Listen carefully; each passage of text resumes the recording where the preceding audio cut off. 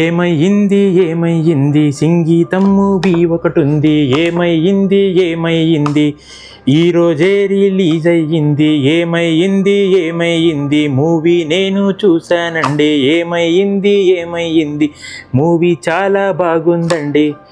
Hi all, this is Vishwanath. ఇదేంటి ఇలా పాట పాడుతున్నా అనుకుంటున్నారా?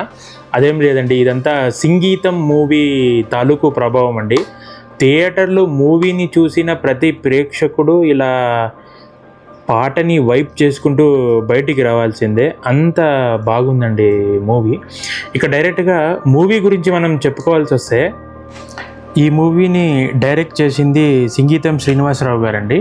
ఆయన ఆదిత్య 369, భైరవ ద్వీపం, అపూర్వ సహోదరులు, పుష్పక విమానం ఇలా గొప్ప గొప్ప మూవీస్ మనకు అందించారు.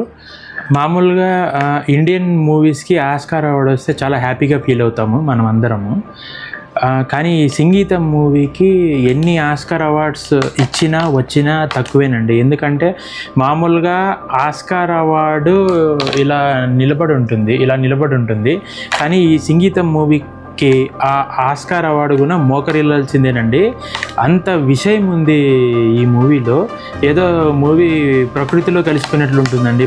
ఈ మూవీతో సంగీతం శ్రీనివాసరావు గారు ప్రేక్షకుడికి ఏం చెప్పారంటే, మనం ప్రకృతిని ఎంత ప్రేమిస్తే అంతకి రెండింతలు ప్రకృతి మనకి తిరిగి ఇస్తుందని చెప్పారు.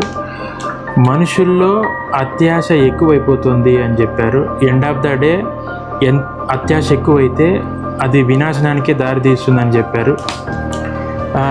మామూలుగా మూవీ అంటే 4 ఫైట్లు, 6 పాటలు, హీరో ఇంట్రడక్షను, గాల్లో మనుషులు లేవాలి, కార్లు లేవాలి, ఇలా ఉంటాయండి. కానీ సంగీతం మూవీ అలా కాదండి. ఒక కథని ఇంత సున్నితంగా ప్రేక్షకుడికి అర్థమయ్యేలా చెప్పడం అంటే అది సంగీతం గారికే చెల్లుతుందండి. ఇలాంటి కథలే రావాలండి. యాక్చువల్గా ఇదేనండి కథ. ఇలాంటి కథలే మూవీస్గా రావాలి. సో అందరూ తప్పకుండా థియేటర్కి వెళ్ళి సంగీతం మూవీని చూడండి. ఇలాంటి మూవీని చూడడం మన బాధ్యత అండి. తప్పకుండా ఈ మూవీ అందరూ చూడవలసిన మూవీ. దయచేసి థియేటర్కి వెళ్ళి ఈ మూవీని వాచ్ చేయండి. Thank you very much.